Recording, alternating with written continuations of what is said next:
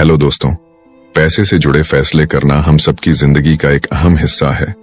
लेकिन क्या आपने कभी सोचा है कि पैसा कमाना और उसे संभालना सिर्फ मैथ्स या फाइनेंस का खेल नहीं है, बल्कि ये हमारी सोच, आदतों और भावनाओं का भी गहरा असर होता है। द साइकोलॉजी ऑफ मनी किताब हमें ये समझाती है कि पैसा केवल एक टूल नहीं है, बल्कि ये हमारी मनोवृत्ति और व्यवहार का प्रतिबिंब है। आज के इस वीडियो में हम आपको द साइकोलॉजी ऑफ मनी की मुख्य बातें और पाठ सिखाएंगे, ताकि आप पैसे को समझदारी से संभाल सकें, बेहतर फैसले ले सकें और एक सुखद और सुरक्षित भविष्य की ओर कदम बढ़ा सकें।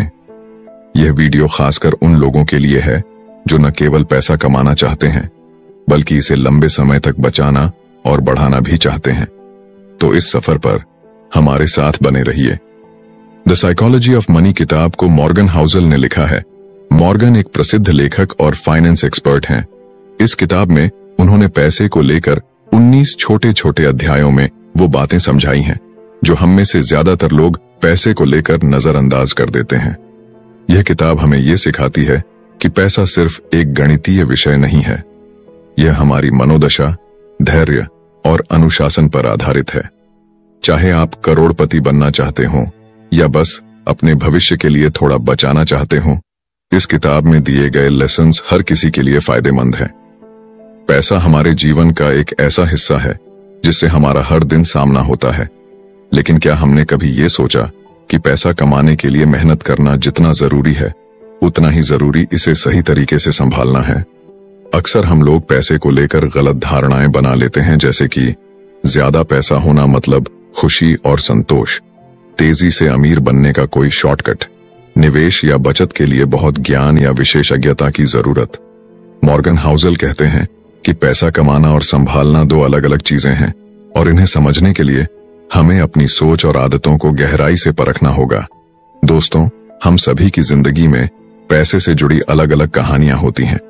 कुछ लोग पैसा बहुत मेहनत से कमाते हैं, लेकिन गलत निवेश की वजह से सब कुछ खो देते हैं। वहीं कुछ लोग पैसे को सिर्फ शो ऑफ करने का जरिया समझते हैं और अंत में खाली हाथ रह जाते हैं। द साइकोलॉजी ऑफ मनी कहती है कि हमें अपने पैसे से जुड़ी इन भावनाओं और आदतों को समझना होगा। उदाहरण के तौर पर, आप अपनी तनख्वाह का कितना हिस्सा बचाते हैं? क्या आप बिना सोचे समझे खर्च करते हैं? क्या आप कभी फ्यूचर के लिए निवेश करने से डरते हैं? अगर इन सवालों का जवाब ढूंढ लिया तो यकीन मानिए, आप अपनी फाइनेंशियल जिंदगी में एक बड़ा बदलाव देख सकते हैं। अब सवाल यह है कि आपको ये वीडियो क्यों देखना चाहिए, क्योंकि ये सिर्फ एक किताब का समरी नहीं है, बल्कि एक ऐसा गाइड है जो आपको जिंदगी में पैसा कमाने, बचाने और बढ़ाने के स्मार्ट तरीके सिखाएगा। हम आपको आसान भाषा और प्रैक्टिकल उदाहरणों के साथ समझाएंगे कि पैसा सिर्फ अमीर बनने का जरिया नहीं है, बल्कि आजादी पाने का साधन है। कैसे छोटी छोटी आदतें आपको फाइनेंशियल तौर पर मजबूत बना सकती हैं। क्यों धैर्य और अनुशासन सबसे बड़ी कुंजी है, चाहे आप कितना भी पैसा कमाते हो। तो चलिए इस दिलचस्प और ज्ञानवर्धक सफर की शुरुआत करते हैं। वीडियो में आगे बढ़ने से पहले, अगर आप पहली बार इस चैनल पर आए हैं तो चैनल को सब्सक्राइब करना न भूलें।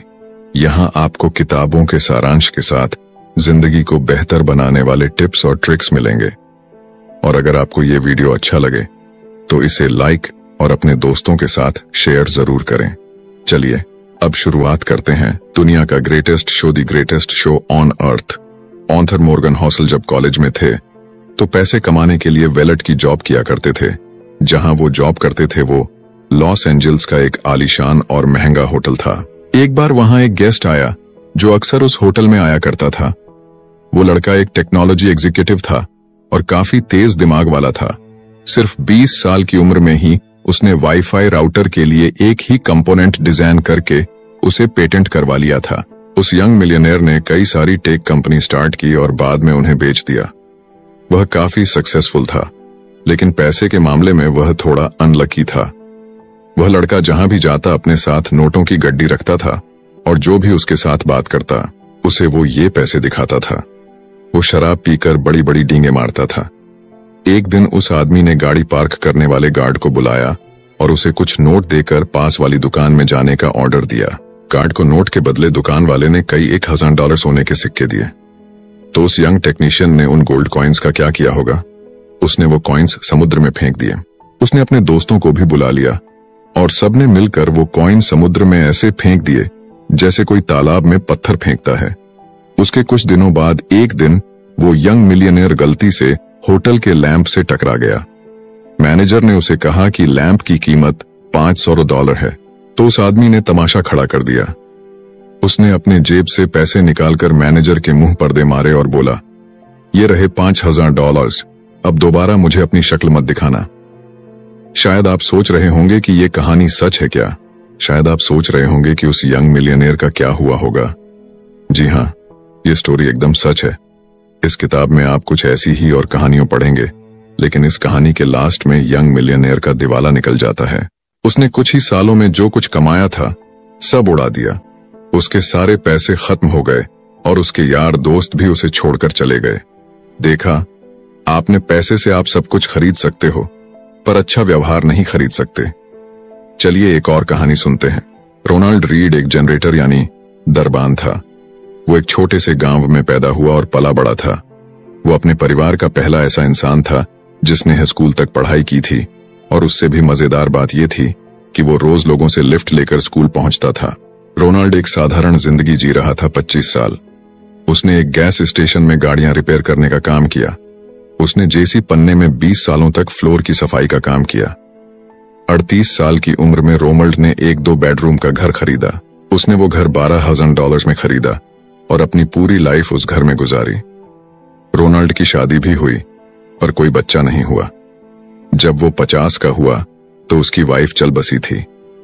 उसके पड़ोसी का कहना था कि रोनाल्ड की मनपसंद हॉबी लकड़ियां काटना था। जिस दिन रोनाल्ड ने न्यूज हेडलाइन बनाई, वो दिन था उसकी मौत का।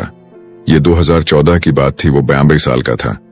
रोनाल्ड रीड के पास $8 मिलियन थे।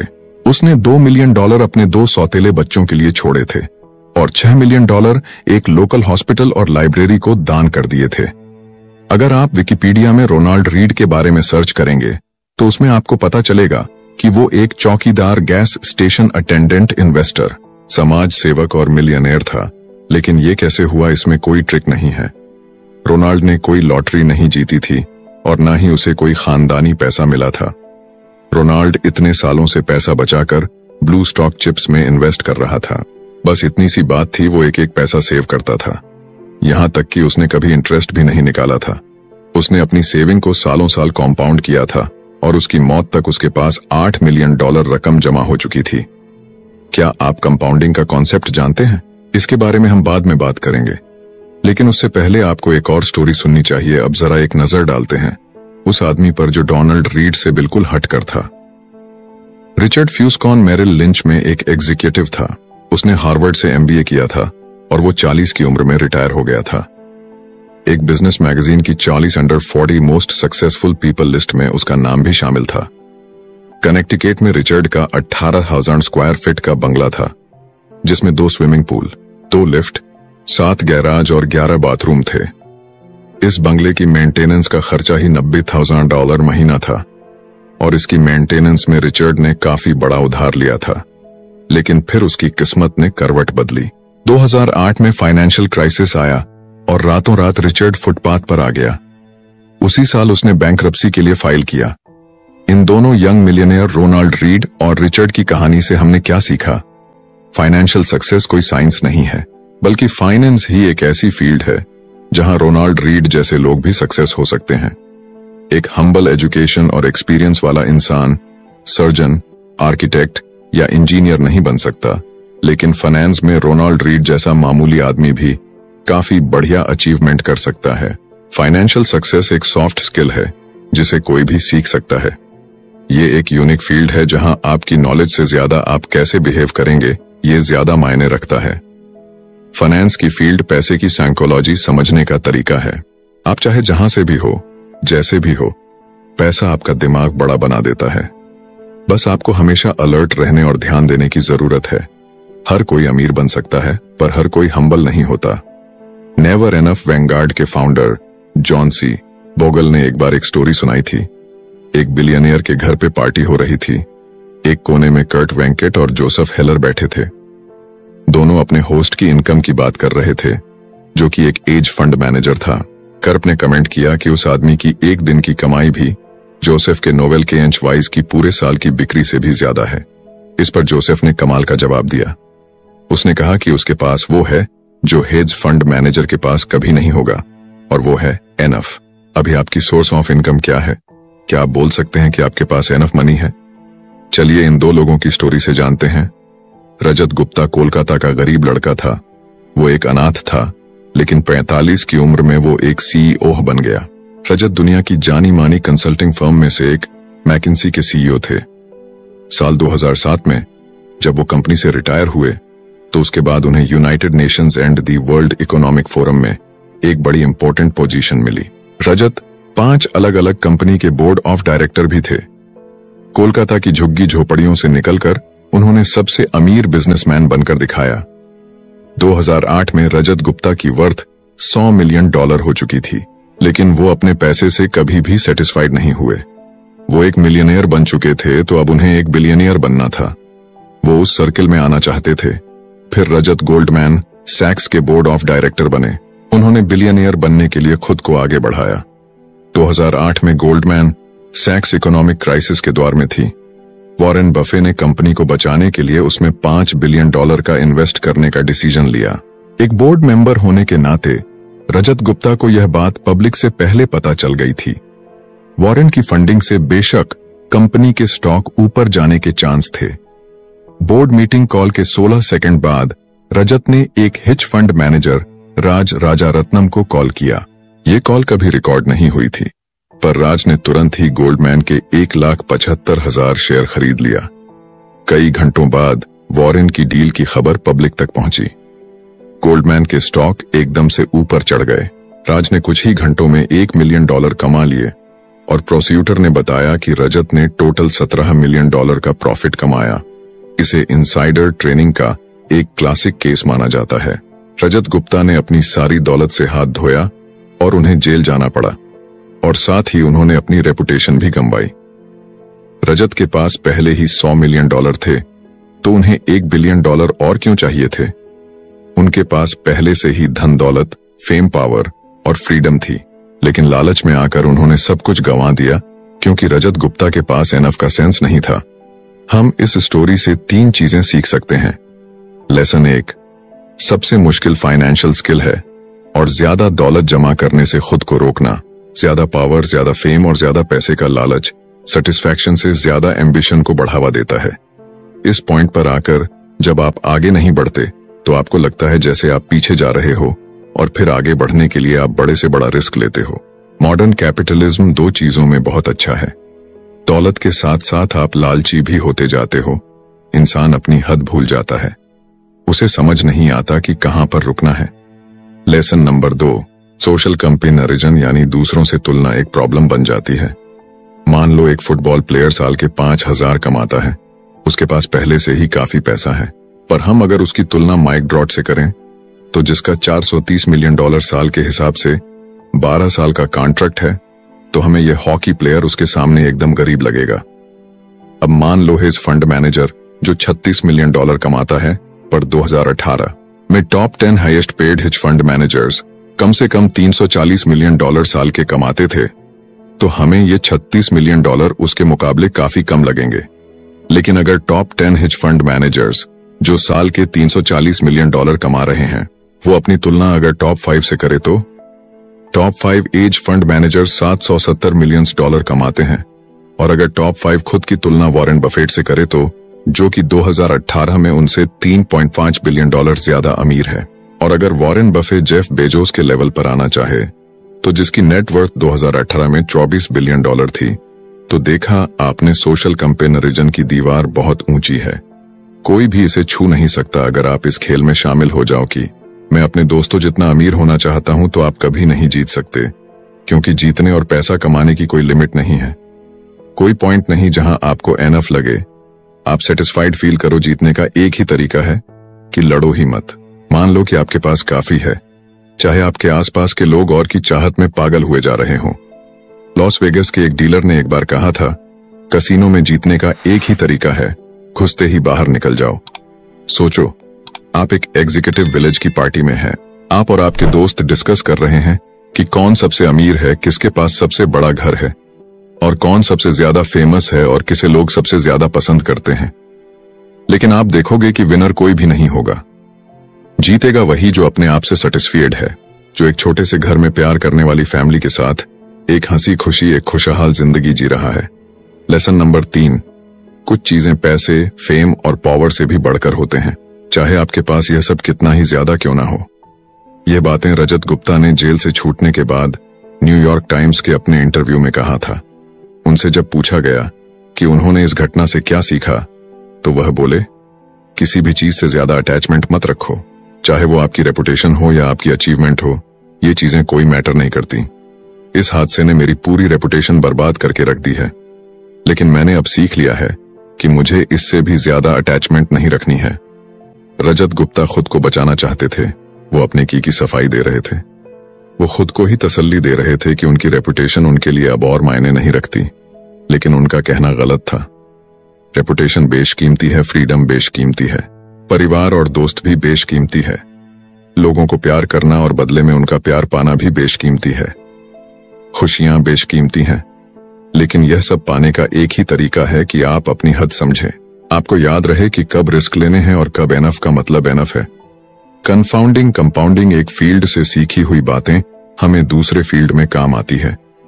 क्या आपको पता है बहुत पहले आइस एज क्यों आया था? ये कुछ उसी तरह है जैसे इन्वेस्टमेंट में कंपाउंडिंग आपके पैसे पर ग्रो करती है। 19वीं सेंचुरी में जाकर साइंटिस्ट इस बात पर एग्री हुए थे कि धरती में कभी आइस एज आया था। इसका सबूत इतने करीब था कि आसानी से नजरअंदाज कर लिया जाता था। धरती में सिर्फ एक ही आइस एज नहीं आया, बल्कि हमारी पृथ्वी ने 5 आइस एज देखे हैं, जिनकी डेट का हम आज एक्यूरेट अंदाजा लगा सकते हैं।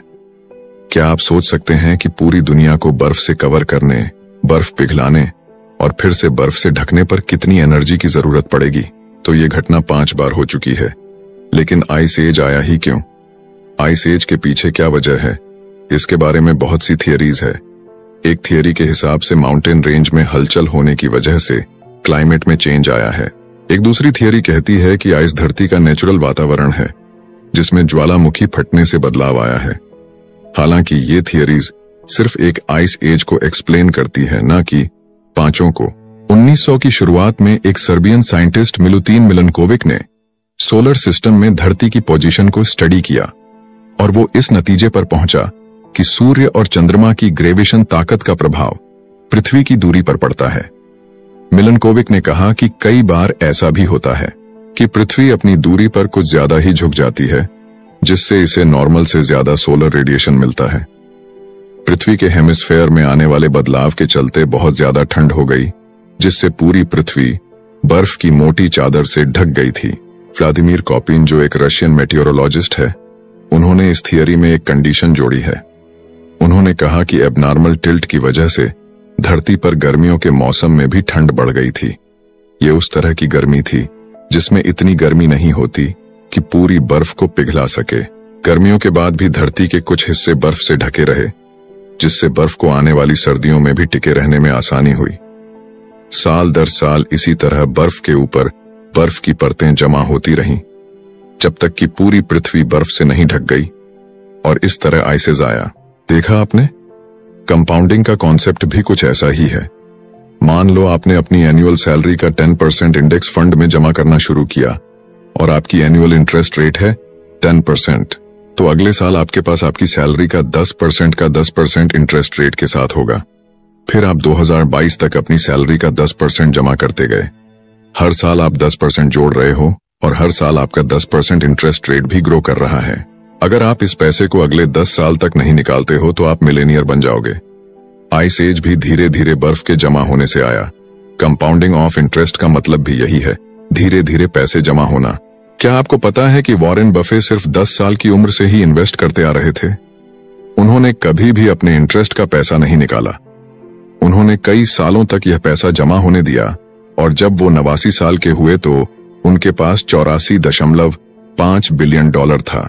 ये उनके डिसिप्लिन और 8 दशकों के कंपाउंडिंग का नतीजा था। अगर आप कैलकुलेट करें तो वॉरेन बुफे ने अपने 50वें जन्मदिन के बाद ही 84.5 बिलियन डॉलर कमाया। ये सब कंपाउंडिंग के पावर का कमाल है।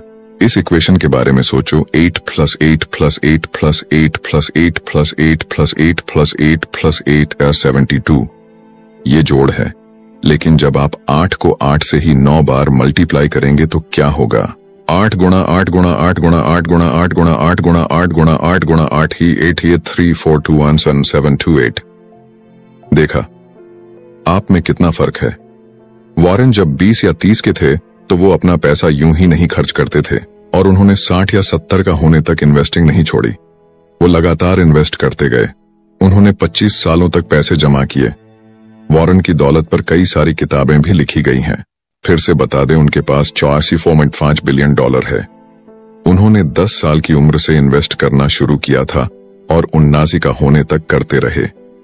अगर कंपाउंडिंग पर सच में कोई किताब लिखी जाए तो उसका नाम होना चाहिए शट अप एंड वेट। अमीर होने और अमीर रहने के बीच का फर्क, getting wealthy versus staying wealthy. अमीर बनने के कई तरीके हो सकते हैं, लेकिन अमीर बने रहने का सिर्फ एक ही तरीका है। चलिए तो ये बात हम इन दो इन्वेस्टर्स की कहानी से सीखते हैं। जेसी लिवरमोर अपने टाइम का बेस्ट स्टॉक ट्रेडर्स में से एक था। वो 1877 में पैदा हुआ था, जब दुनिया को पता भी नहीं था कि ट्रेडर कोई भी बन सकता है। उससे पहले ही उसने खुद को एक ट्रेडर के तौर पर एस्टेब्लिश कर लिया था। 30 साल की उम्र में ही जेसी ने $100 मिलियन कमा लिए थे। 1929 में स्टॉक मार्केट क्रैश हो गई, जिसकी वजह से ग्रेट डिप्रेशन आया। उन दिनों चारों तरफ बस यही न्यूज छाई हुई थी। वॉल स्ट्रीट के ना जाने कितने ही स्टॉक ट्रेडर्स ने सुसाइड कर लिया था। 29 अक्टूबर 1929 के दिन जेसी का परिवार घर पर उसका इंतजार कर रहा था। उसकी वाइफ और 2 बच्चे दरवाजे पर खड़े होकर उसके आने की राह देख रहे हैं, और उसकी मदर इन लॉ बेडरूम के अंदर बैठकर रो रही थी। जैसे ही घर पहुंचा वो शॉक में था, पर इसलिए नहीं कि उसका दिवालिया निकल चुका था। उसने अपनी वाइफ को पूरी बात बताई। हुआ यूं था कि जेसी ने शर्त लगाई थी कि स्टॉक मार्केट नीचे आएगा, और उसका अंदाजा एकदम सही निकला और वो करोड़पति बन गया। उस दिन अक्टूबर 29 को उसने $3 बिलियन पैसे कमाए थे। जब हर कोई ये शर्त लगा रहा था कि स्टॉक के रेट ऊपर जाएंगे, तो उस वक्त जेसीए ने भविष्यवाणी कर दी थी कि स्टॉक मार्केट नीचे गिरेगा। बस फिर क्या था, वो शर्त जीत गया और रातों रात बिलियनियर बन गया। पर अब्राहम जो मानस्की के साथ कुछ अलग किस्सा हुआ। अब्राहम एक अमीर रियल एस्टेट डेवलपर था। 1920 के दौरान वो मिलियनियर बन चुका था। बाकी ट्रेडर्स की तरह अब्राहम ने भी काफी बड़ी शर्त लगाई थी कि स्टॉक मार्केट ऊपर चढ़ता रहेगा। स्टॉक मार्केट क्रैश के कुछ दिनों बाद ही अब्राहम गायब हो गया। दरअसल उसने सुसाइड कर लिया था। अब फिर से जेसीए लिवरमोर पर आते हैं और उसकी स्टोरी पूरी करते हैं। 1979 के क्रैश के बाद जेसी ओवर कॉन्फिडेंट हो गया। वो एक के बाद एक बड़ी बड़ी शर्तें लगाता चला गया और जीतता गया। जेसीए को लगा कि वो यूं ही हमेशा जीतता रहेगा, लेकिन 1933 में उसने स्टॉक मार्केट में अपना सारा पैसा गंवा दिया। जेसी भी कुछ दिनों बाद गायब हो गया और उसने खुद की जान ले ली। जो चीज अब्राहम के साथ हुई थी वही 4 साल बाद उसके साथ भी हुई। अब्राहम की तरह वो भी सुसाइड करने पर मजबूर हो गया था। तो देखा आपने, दोनों आदमी अमीर तो बन गए थे, पर अपनी अमीरी बरकरार नहीं रख सके। पैसा कमाना एक बात है, पर उसे बनाए रखना अलग चीज है। पैसे कमाने के लिए आपको बाहर निकलना पड़ेगा, रिस्क लेने पड़ेंगे, आपको ऑप्टिमिस्टिक बनना होगा, लेकिन पैसे को बनाए रखने के लिए आपको हम्बल होना पड़ेगा। आपको ये बात याद रखनी होगी कि किसी भी वक्त, किसी भी सेकंड आपकी सारी दौलत छीन सकती है, क्योंकि जिंदगी ऐसी ही है। यहाँ कब क्या होगा कोई नहीं जानता। कभी आप एकदम टॉप पे आओगे तो कभी एकदम बॉटम पर। पैसे को बनाए रखने के लिए आपको सोच समझकर पैसे का इस्तेमाल करना सीखना होगा। और ये भी एक फीनक्ट है कि पैसा महंत से कमाया जाता है, पर इसे कमाने में किस्मत का भी बड़ा हाथ होता है। जिंदगी में हमेशा याद रखो, किस सक्सेस हमेशा रहने वाली चीज नहीं है। लाइफ में हार भी मिलेंगे और नाकामयाब भी। बीते कल की सक्सेस आने वाले सुनहरे कल की गारंटी नहीं दे सकती। अब हम वॉरेन बफे के पास वापस चलते हैं और देखते हैं कि उन्होंने 70 साल से अपनी वेल्थ कैसे मेंटेन करके रखी है। उन्होंने अपना पैसा 10 सालों के लिए इन्वेस्ट किया और 1 दशक से भी ज्यादा तक कंपाउंड होने दिया, और 19 की उम्र में उनके पास $14.5 बिलियन थे। वॉरेन को इन्वेस्टिंग आती है, उन्हें पता है कि इन्वेस्टिंग के लिए कौन सी कंपनीज बेस्ट रहेंगी। उन्हें यह भी पता है कि सबसे सस्ते स्टॉक्स कौन से हैं और वो सबसे ज्यादा इफेक्टिव मैनेजर्स को जानते हैं। और इस तरह से वो एक अमीर आदमी बने। लेकिन वॉरेन ने अपनी वेल्थ कुछ इस तरह से बनाए रखी। वो किसी बहकावे में नहीं आए। उन्होंने 14 रिसेशन झेल लिए, पर कभी भी घबराकर अपने स्टॉक्स नहीं बेचे। उन्होंने अपनी रेपुटेशन दांव पर नहीं लगाए। उन्होंने खुद को किसी एक स्ट्रेटजी, एक ओपिनियन या एक पासिंग ट्रेड तक सीमित नहीं रखा। उन्होंने कभी क्विट नहीं किया और ना ही रिटायर हुए। 65 साल के बाद भी वह कंपाउंडिंग करते रहे और इस तरह वॉरेन सरवाइव कर गए। कंक्लूजन, आपने इस किताब में उस यंग टेक जीनियस की कहानी पढ़ी जिसने $1000 गोल्ड कॉइन्स समुद्र में फेंक दिए थे। आपने इस किताब में रोनाल्ड रीड की कहानी भी पढ़ी जिसने एक मामूली सा चौकीदार होने के बावजूद $8 मिलियन दान कर दिए थे। आपने हार्वर्ड MBA ग्रेजुएट और रियल एस्टेट इन्वेस्टर रिचर्ड फस्कॉन के बारे में भी पढ़ा जिसने 2008 के क्राइसिस में सब कुछ गंवा दिया था। और आपने इस किताब में रजत गुप्ता की कहानी भी पढ़ी जिसके पास $100 मिलियन होने के बावजूद उसे $1 बिलियन और चाहिए थे। इस बुक में आपने JC लिवरमोर और अब्राहम जर्मन्स्की की कहानी भी सुनी। इनमें से दिन के $3 बिलियन कमाता था जबकि दूसरा अपना सारा पैसा गंवा बैठा था। बाद में दोनों लोगों ने सुसाइड कर लिया था। आखिर में आपने इस बुक में वॉरेन बफेट के बारे में पढ़ा तो इन सारे लोगों में से आप किसके जैसा बनना चाहोगे? याद रखो कि जिंदगी में रेपुटेशन, फ्रीडम, फैमिली, प्यार और आर्शी ही सबसे कीमती चीज है जो पैसे, पावर और फेम से कहीं बढ़कर है। याद रखो ये दुनिया गोल है और हार और जीत जिंदगी का एक हिस्सा है। कभी हमारे पास सब कुछ होता है और कभी कुछ भी नहीं। अमीर बनने के कई सारे तरीके हैं पर अपनी अमीरी बरकरार रखने का सिर्फ एक तरीका है। इसीलिए हम्बल बनो, पैसे की वैल्यू समझो और जो आपके पास है उसमें खुश रहना सीखो। इस किताब में हमने पैसे से जुड़ी मनोविज्ञान और आदतों को समझने की कोशिश की। द साइकोलॉजी ऑफ मनी हमें यह सिखाती है कि पैसा केवल गणित नहीं बल्कि हमारी सोच, व्यवहार और निर्णय लेने की प्रक्रिया का परिणाम है। समझदारी से पैसा खर्च करना, भविष्य के लिए बचत करना और धैर्य रखना सबसे अहम है। अगर आप इन सिद्धांतों को अपने जीवन में अपनाएंगे तो आप न केवल वित्तीय रूप से सफल होंगे बल्कि मानसिक शांति भी महसूस करेंगे। वीडियो को देखने के लिए धन्यवाद।